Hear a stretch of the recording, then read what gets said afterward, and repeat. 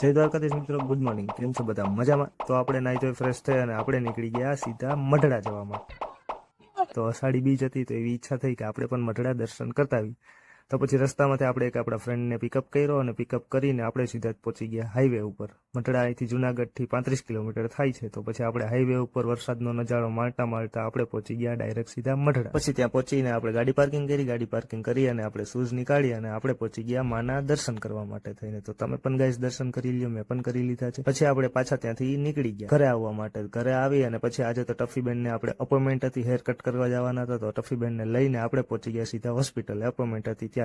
समझ रहे हो आप समझ रहे हो। ત્યાં પહોંચી અને પછી ટફીબેને માંડ કરીને ગાઈઝ હેરકટ કર્યા. હેરકટ કરીને પછી પાછા આપણે રિટર્ન આવતા હતા ત્યાં તો ફાટક બંધ હતું. તો આપણે થોડી વાર ટાઈમ લેપ્સ ચાલુ કરી દીધો. ક્લાઉડ મસ્ત હતા એટલા માટે. बात तो सही है।